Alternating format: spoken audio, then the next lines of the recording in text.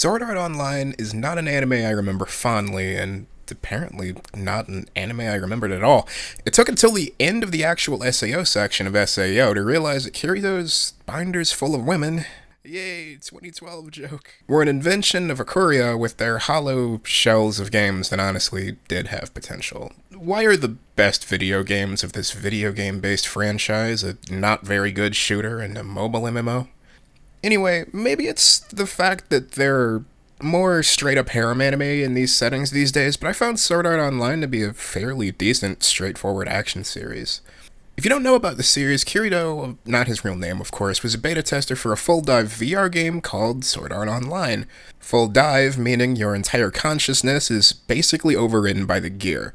When the full game was released, he met and helped out a player, and then everyone was summoned to the town square, where it was revealed the inability to log out was indeed intentional, and the ever-important, iconic part.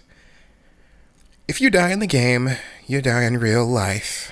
It doesn't take too long for the story to kind of fall apart. While Kirito met his future wife Asuna early on, there's also a massive time skip. 2 years pass in just a few episodes, and it seems like there's little character development for a protagonist at all, while Klein and Asuna are off doing their own thing. Especially Asuna, who went from being a solo player like Kirito to being second in command of the most powerful guild. And the romance is a bit off too. They go from barely on speaking terms to holding hands to married to Daddy, Mommy. Yui entirely too quickly. Even though that's the romance, I swear every woman who comes into contact with Kirito, with like one or two exceptions, fell in love with him. Silica, Lisbeth, and the leaders of the factions in ALO later all ended up falling for him, but he at least spent an episode or two with the ones I actually named. But as for what happened before the time skip, it doesn't take long for the new players to get pissed off at the beta testers for getting ahead from their own prior knowledge. Though there were some who could definitely defend themselves because they actually did share information with everyone.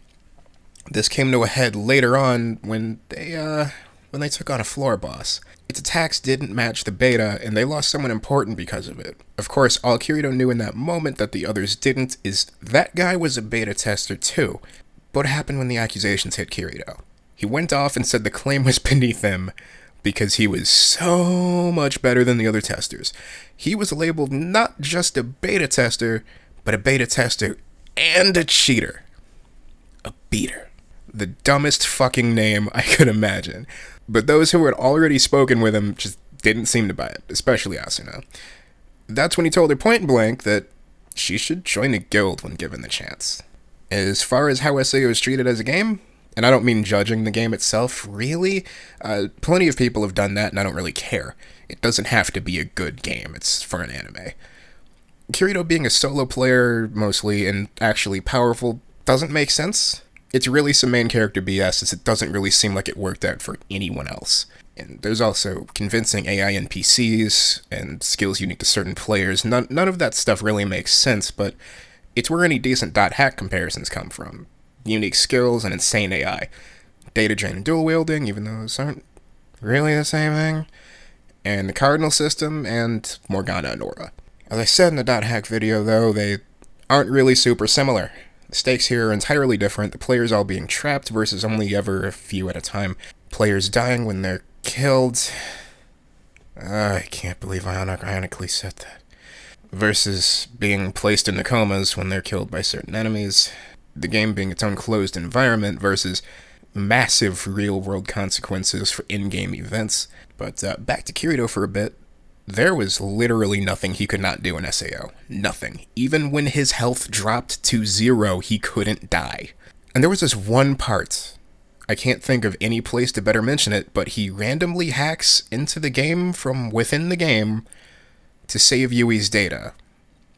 And I don't need to explain Yui, so I'm not going to. Spending a lot of time on Kirito, it's almost like Asuna is barely there after the time skip. I don't mean literally, she's the only other character with major screen time. I mean after that point, she just doesn't do much. For one touted as a strong female lead, I have to wonder if people think that means physical strength. I certainly don't view it that way, and once their relationship really starts, she's mostly just backing him up and cooking, and she spends all of ALO with damsel in distress. And I should probably get to that. Been avoiding it. ALO sucked. The only positive is it had Overfly as the ending theme. Kirito was even more ridiculously overpowered while not knowing what to do with it. The villain was actually just a villain and not misled science man. There's another dot hack parallel, actually.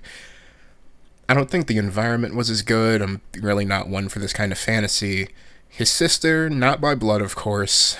If I have to mention that, you know where it's going. Asuna is, again, just a damsel in distress, and other than a real-life Ago, the other characters are completely gone. The only new character that's memorable in any way is Kirito's sister, who essentially replaces Asuna in the plot. It's bad, okay? I would have never guessed while playing Hollow Fragment, Hollow Realization, or Fatal Bullet that the supporting cast would actually be more important than in the actual series. After Kirito helped Silica revive Pina, she was gone. After he got his second sword from Lisbeth, she was gone. The only ones that kept popping up, though usually still pretty unimportant, were Agil and Klein. Overall, I did enjoy this enough. If I had to pick a no thoughts, brain empty, or no head empty, whatever type of anime, fuck these memes, I'd pick this. Short enough to not overstay its welcome, especially for a shonen as long as you stop after SAO is cleared, with pretty enough visuals and flaws that you can safely ignore if you don't care about anyone other than Kirito and Asuna. I can fully understand how this series helped a generation of anime watchers get into it, especially in an era when Toonami was gone and streaming hadn't fully taken over yet. And I imagine that's why it was one of the first shows they picked up when it came back 2 years later.